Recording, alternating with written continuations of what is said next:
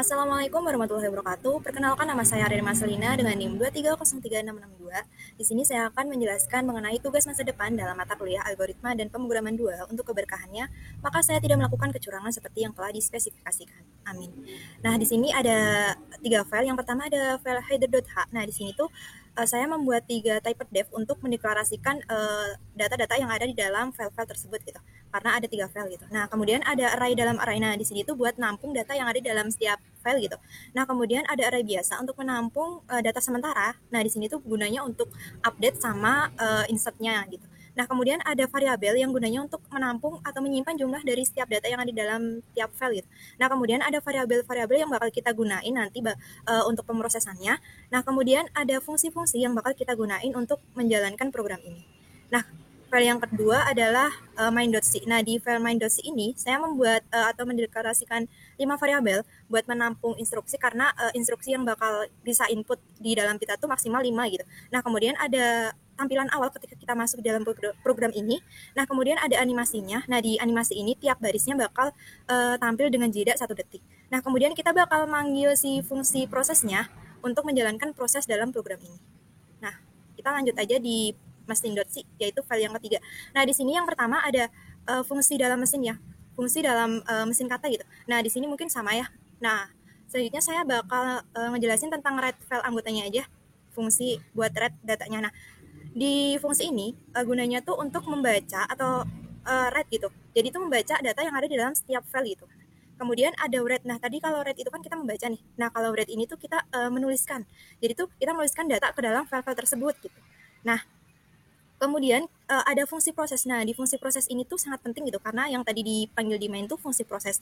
Nah, di fungsi proses ini ketika belum exit atau belum keluar dari program atau exitnya tuh sama dengan 0, dia bakal ngeprint DBMS reading gitu. Nah, kemudian dia bakal minta masukan kepada user untuk memasukkan pitanya. Jadi si pita itu isinya tuh instruksi-instruksi gitu. Nah, kemudian instruksi tersebut tuh kita cek termasuk instruksi apa gitu. Nah, di sini tuh ada instruksi i. Ini tuh kita manggil fungsi ya. Nah, di sini ada fungsi instruksi dengan in i. Nah, maksudnya tuh kita ngecek isi pitanya gitu. Jadi kita ngecek kata per kata yang dari pitanya gitu. Nah, contohnya nih, mungkin ada kata pertama nih. Kita cek dulu kata pertama dari pita tuh termasuk input, update, delete atau show gitu. Nah, kemudian kita cek untuk kata selanjutnya. Nah, kita kembali lagi ke fungsi proses. Nah, di fungsi proses ini tuh ada ketika if solve exit-nya. Jadi tuh ketika programnya tuh masih di dalam program gitu. Jadi belum keluar dari program, dia bakal masuk ke fungsi output. Nah, di fungsi output tuh gunanya untuk apa? Nah, tadi kan di fungsi instruksi kan kita udah ngecek nih, instruksi apa sih yang diberikan dari user. Nah, di situ tuh kita nampilin sesuaiin dari instruksinya. Nah, contohnya nih, ketika inputan dari pitanya tuh isi dari pitanya tuh input T anggota. Nah, jadi itu dia nambahin data ke dalam tabel anggota gitu. Nah, di tabel anggota ini kita cek dulu. Nah, di situ tuh udah ada belum ID anggotanya. Nah, kalau udah ada kita lanjut nih ngecek nama anggotanya ketika dia udah EOP dan kolomnya tuh memenuhi sesuai data yang ada di file nih. Nah, kita manggil sih fungsi insertnya. Nah, kemudian untuk update delete sama show-nya sama ya.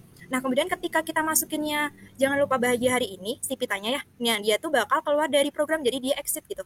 Nah, jadi dia berhenti dalam program ini. Nah, kemudian kita ada fungsi insert nih. Nah, di fungsi insert ini tuh gunanya untuk apa?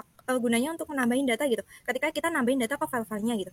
Nah, yang pertama tuh kita cek dulu kan di setiap file itu kan punya primary key-nya. Nah, si primary key-nya tuh kita cek dulu. Nah, di sini tuh sebagai ID anggota, sebagai primary key. Nah, di sini tuh kita cek ID anggota yang kita masukin tuh udah ada belum sih di dalam filenya. Kalau udah ada dia nggak bisa dimasukin. Jadi kita gagal masukin data, menambahkan data gitu. Kalau belum ada kita bisa nambahin datanya. Nah, kemudian ada update file. Nah, di update file ini kalau di insert tadi tuh kalau belum ada kita bisa nambahin, tapi kalau di update datanya tuh harus udah ada dulu gitu di filenya. Jadi kita cek dulu datanya tuh ada nggak. Kalau ada kita bisa update, kalau nggak ada kita nggak bisa update, berarti itu data tidak ditemukan. Nah, untuk delete juga, nah karena delete tuh si anggota tuh jadi foreign key di ini ya di file reboisasi gitu. Nah, jadi itu kita cek dulu ID yang mau kita hapus dari anggota tuh sebagai foreign key nggak sih gitu. Nah, kalau nggak sebagai kita bisa hapus, tapi kalau sebagai foreign key pada file reboisasi maka kita tidak bisa hapus gitu. Nah, ini jadi error gitu. Jadi masih menjadi foreign key-nya gitu. Nah, kita juga cek dulu sih yang ID yang mau kita hapus tuh ada nggak di dalam filenya gitu. Kalau ada bisa kita delete. Nah, kemudian ini ada cari panjang. Nah, artinya cari panjang tuh kita mencari data terpanjang dari tiap file gitu. Nah, gunanya untuk apa? Gunanya tuh untuk membuat tabel biar lebih rapi gitu. Nah, di show ini kita baru membuat tabelnya dari data dari data terpanjangnya gitu. Nah, kemudian ada void delay. Nah, void delay ini tuh gunanya untuk buat jeda tadi di animasinya. Nah, mungkin kita bisa langsung ke test case aja ya, biar lebih paham gitu. Oke. Nah, di test case ini kita bakal nyoba. Nah, ini ketika kita masuk ke dalam program, pertama kali masuk bakal ketampil seperti ini ya. Wilujeng Sumping di DBMS, terus semangat pagi gitu. Nah, kemudian kita nyoba input data ya. Nah, kita nyoba input data ketika dia tuh berhasil ya. Nah ini Hore berhasil menambahkan data anggota. Nah di sini tuh kalau dia berhasil pasti dia nambahin nih. Nah di screen file-nya juga tertambah ya gitu. Di ID 11 gitu. Nah kemudian ketika dia gagal, nih kan ini gagal, yang ini nih gagal karena apa? Karena dia tuh udah ada ID 011 tuh udah ada, jadi dia nggak bisa ditambahin. Tuh. Nah kemudian nih ketika nggak ada EOP-nya, tuh EOP-nya mana nih gitu. Jadi dia nggak bisa kalau tanpa EOP-nya gitu. Jadi tanpa semikolonnya. Nah, ketika datanya kurang nih, harusnya kan ada nama nih.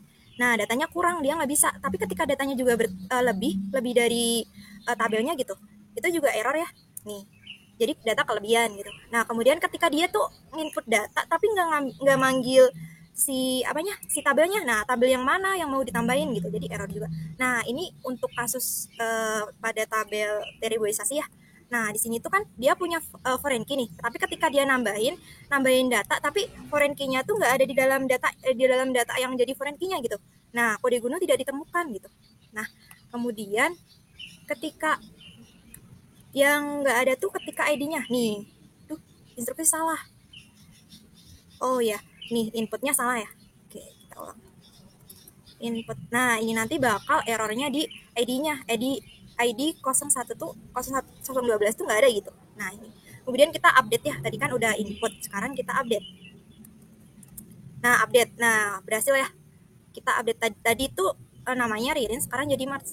Nah, udah buka update ya. Nah, kemudian kita pakai error-errornya. Nah, kita update tapi datanya belum ada. Kita update data yang belum ada. Nah, data nggak ditemukan. Tapi ketika kita update, datanya ada tapi nggak ada semikolon atau EOP-nya. Nah, nggak ada juga. Terus, ketika datanya kurang nih, harusnya kan ada nama, tapi yang diupdate cuma ID-nya. Nah, data kurang. Tapi ketika datanya juga lebih, dia juga bakal error. Tuh, datanya kelebihan. Nah, terus ketika kita masukin tapi nggak manggil tabelnya, jadi kita ngupdate tapi nggak manggil tabelnya, nggak juga error ya. Kemudian, nah ini untuk kasus di tabel reboisasi ya, sama sebenarnya ketika datanya tuh tidak ditemukan. Nah, jadi datanya sebelumnya tuh RB01 tuh nggak ditemukan, tapi kalau dia error nih, kita coba pakai RB010 yang udah ada. Nah, tuh kode gunungnya salah gitu.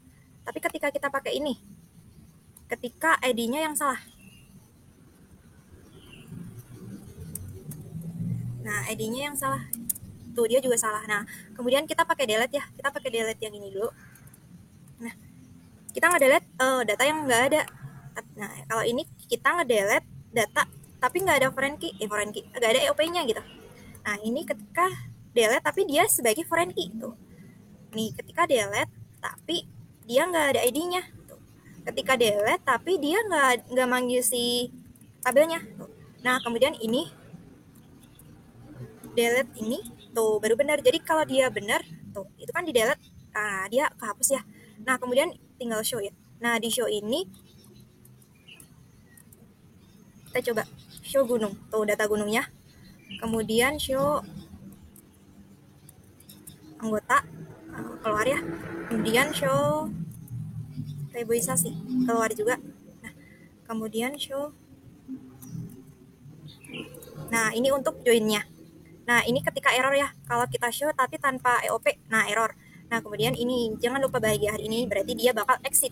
Nah ini seperti ini. Nah mungkin ini saja yang bisa saya sampaikan. Jika ada kekurangan mohon maaf. Wassalamualaikum warahmatullahi wabarakatuh.